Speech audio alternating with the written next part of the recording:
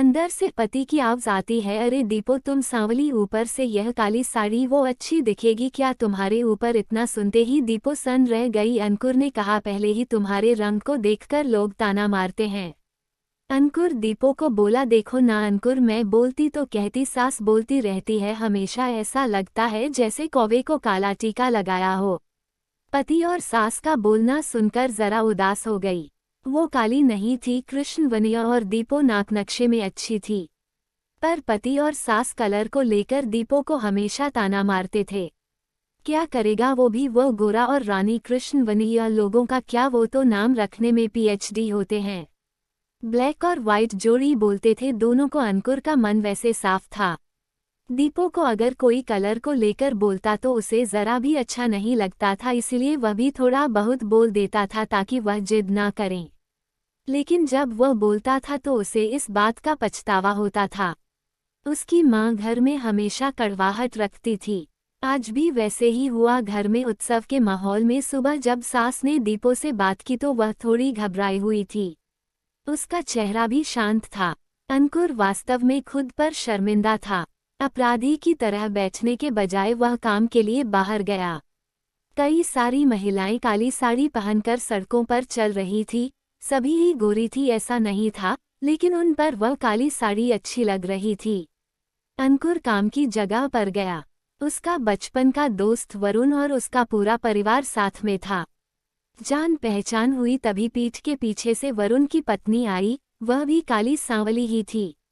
काली साड़ी पहनी थी उसने। पीछे से एक आवाज आई, प्रति दीदी अच्छी दिख रही हो आप, आपकी साड़ी भी अच्छी है और आप भी। प्रति के चेहरे पर खुशी आई, उससे ज्यादा वरुण खुश हो गया था। अंकुर वरुण को कुतूहल से देख रहा था।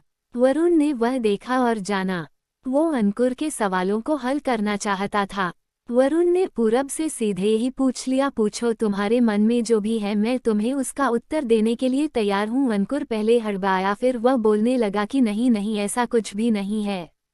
वरुण ने अंकुर से कहा, तुम मुझे नहीं जानते कि मैं लोगों का मन कितने अच्छे से पढ़ सकता हूँ। तुम तो मेरे बचपन के मित्र हो, तुम्हारे मन की बात भला मुझसे कैसे छुपी रह सकती है।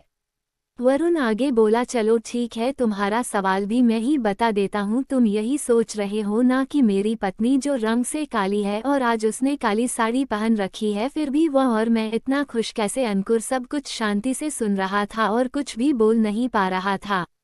वरुण बोला, काला रंग ऐसा रंग है जिसमें दुनिया का कोई भी रंग मिला दे वो कभी नहीं बदलता, यानी कि किसी और रंग की संगत में वह अपना अस्तित्व कभी नहीं छोड़ता। इसी प्रकार प्रति भी दिल से एकदम उस कलर के जैसी है, कभी भी रंगीन ना होने वाली लड़की है।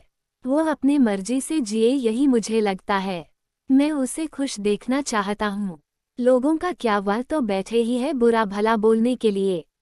गोरी औरत रही तो छिपकली बोलते हैं, काली होती है तो चूहा या कौवा बोलते हैं।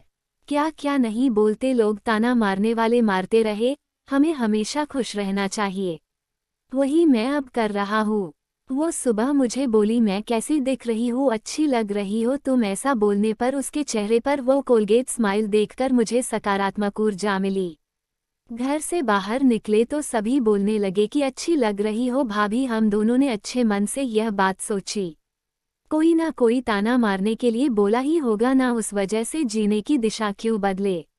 अंकुर को उसके घर का सुबह का माहौल याद आया। वो खुद पर ही चीड़ गया। उसे लगा वो सचमुच में गलत था। मैं ही दीपो को दुख देता हूँ, उस वजह से सब उसे बोलते हैं। अब मुझे ही अपनी भूल सुधारकर उससे माफी मांगने होगी। उसने हंसते हुए वरुण को अलविदा कहा। अपना काम निपटाकर वो एक साड़ी की दुकान पर गया। दीपो के लिए उसने काले रंग की साड़ी ली और घर गया। घर जाने के बाद दीपो शांत बैठी थी। उसने दीपो को आवाज दी और साड़ी उसके हाथों में दे दी। दीपो को जरा अलग ही लगा। उसने प्रश्नार्थक नजरों से अंकुर की ओर देखा। उसने बॉक्स खोलकर देखा तो काले रंग की साड़ी थी। दीपो, मैं लाया हूँ तुम्हारे लिए ये साड़ी, आज पहन के दिखाओ कैसी दिखती हो तुम। अच्छी नहीं लगी तो बदल देंगे साड़ी को, देखने तो दो कैसी दिखती हो तुम इस रंग में। दीपो को जरा अच्छा लगा। चलो तैयार हो जाओ जल्दी, हम जरा बाहर जाकर आते हैं। एक क्लाइंट के पास जाना है, उन्होंने बुलाया है जोड़ी में। अंकुर का बोलना सुनकर दीपो तैयार होने गई। काली साड़ी, उस पर हल्का सा मेकअप और लंबे बालों की चोटी। अंकुर भी क्या, अंकुर की माँ भी दीपो को देखते ही रह गई। अंकुर बोला, दीपो सॉरी। हाँ, अरे लोगों की बातों में आकर मैं तुम्हें हमेशा बोलता रहा और खरा सौंदर्य किसमें है यह मैं भूल गया था। रंग दो ही है ये जानकर फिर जीना छोड़ दे क्या?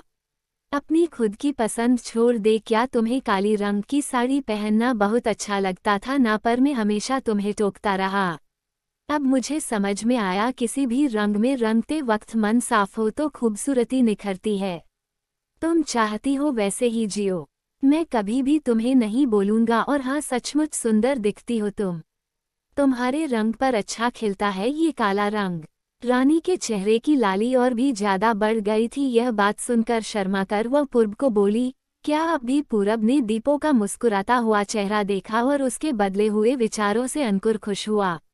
मन ही मन में अंकुर ने अपने दोस्त को धन्यवाद किया, क्योंकि यह परिवर्तन उसके दोस्त के शब्दों द्वारा हुआ था। खूबसूरत दिखने के लिए खूबसूरत दिखना जरूरी नहीं है, बल्कि खूबसूरत सोच होना जरूरी है। इंसान का अगर मन सुंदर है तो इससे कोई फर्क नहीं पड़ता कि वह किस रंग का हो।